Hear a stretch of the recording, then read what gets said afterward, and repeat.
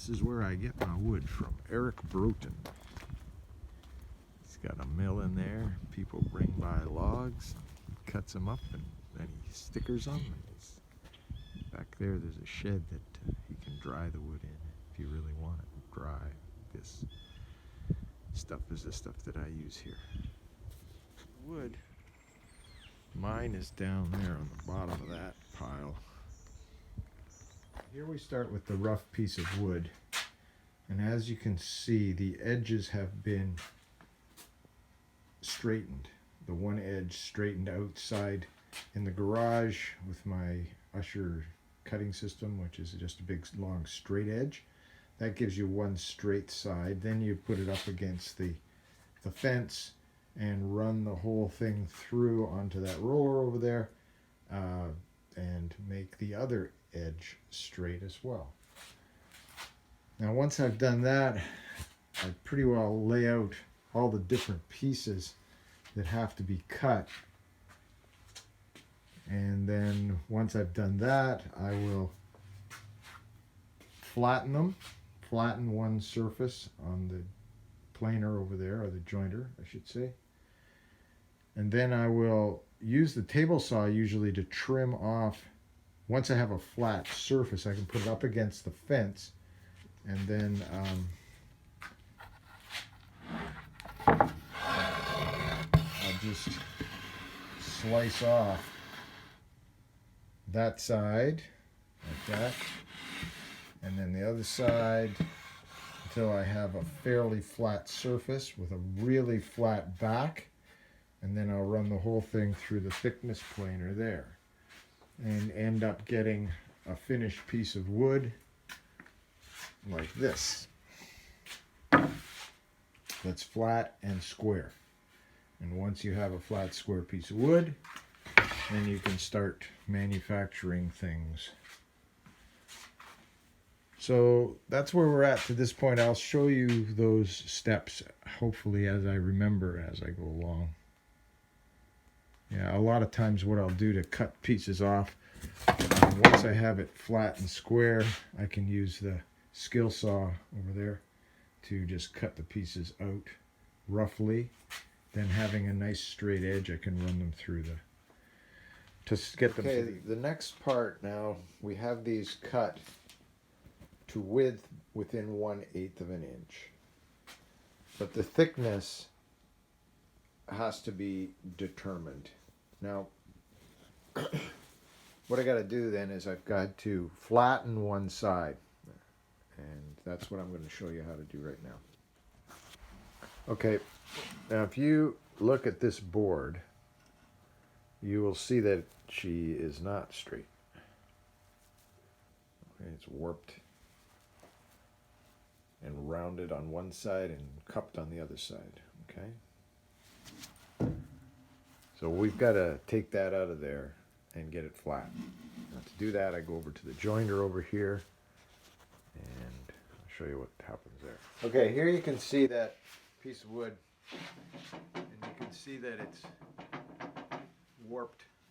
On this side, it's warped up, so it doesn't move. So usually what I do is I'll take off this high end here, and I'll take off this high end here, flatten it out as best I can. I mark the back so you'll see where the stuff's coming off.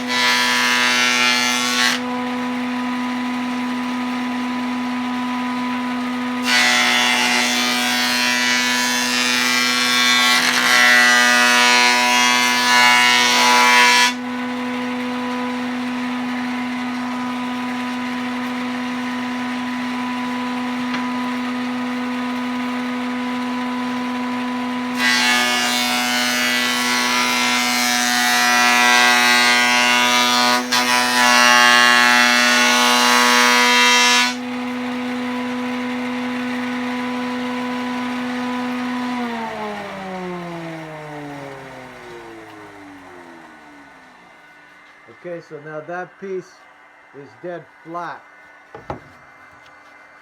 Okay? So that side is nice and flat. So now what I do,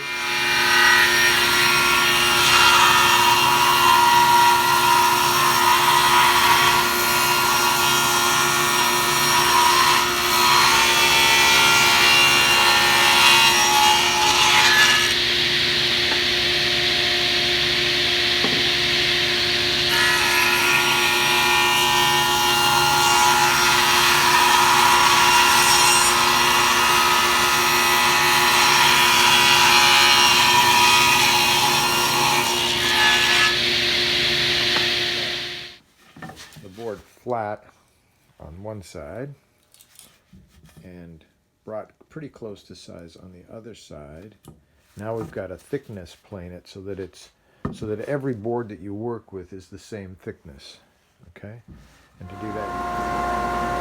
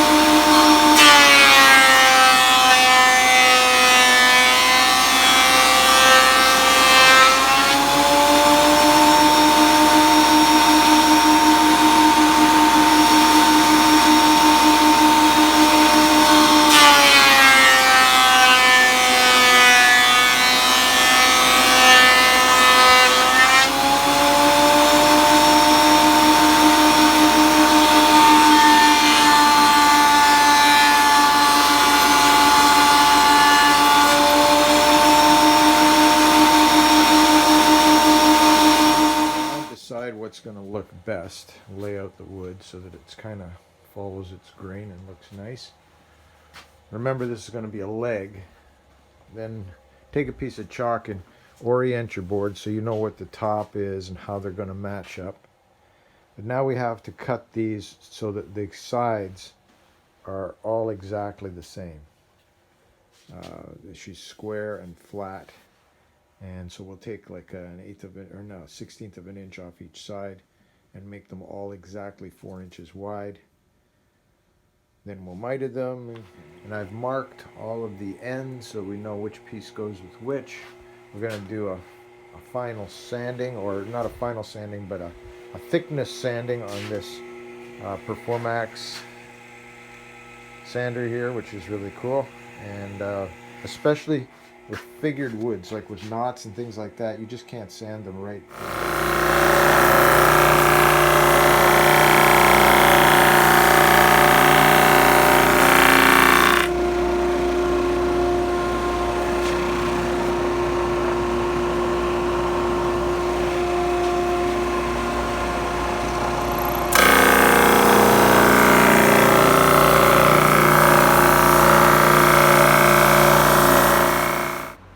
Those 45-degree angles to one another to form a square.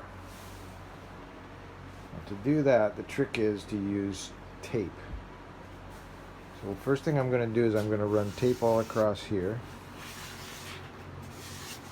And I'm going to flip it over, fill it up with glue, and then like an accordion, it'll just fold onto itself and form a box. We hope. Okay, so there we have the top taped. Now I'm just going to flip it over. So we got the glue in there. Now make sure that it gets spread in there nice and evenly, and that there is lots of glue down in the bottom of the V, because that's the part that's most got to be held tightest together, obviously, right? So here comes the fold up.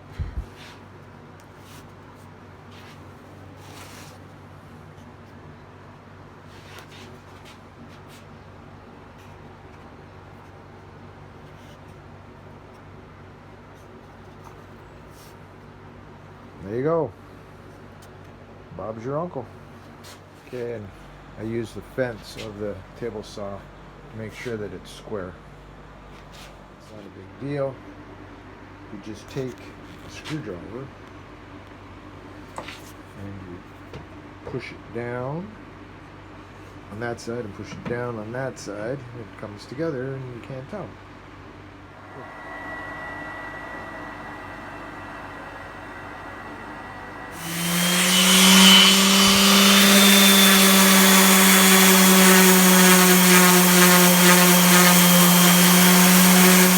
What we've got is all of our different sizes of pieces of wood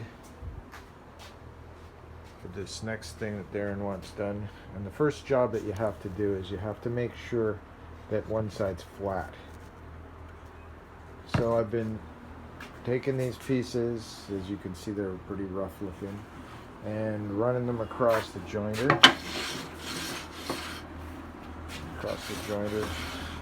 Until one side is dead flat. So you can see she's dead flat.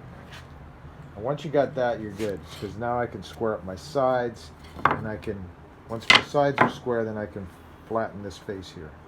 So square the sides and flatten the face, all based on one side flat.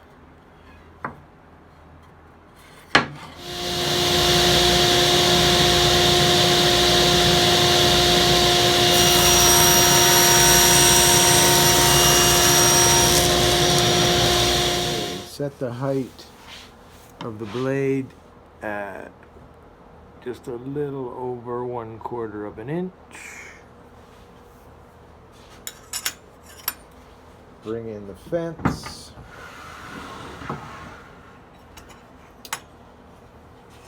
To cut the exact center, to cut a notch in the exact center of this piece, I'm going to run it through one time. Flip it over, run it through again, and that'll give you the exact width of the piece that you're going to need, which will be just a little.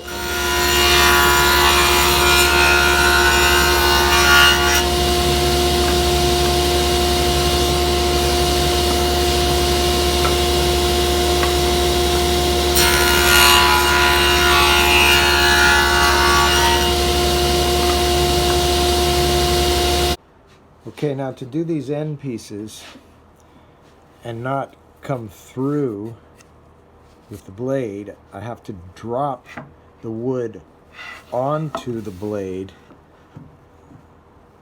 and then run it through and then take it off before it comes out the bottom.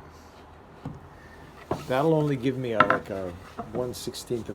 Okay, the fronts and backs are now glued up. Next, we do the sides. So here we have the case set up, ready to go. Next, we'll put in the bottom, then make the top, then put in the partitions and the sliders and make it the way it's supposed to be.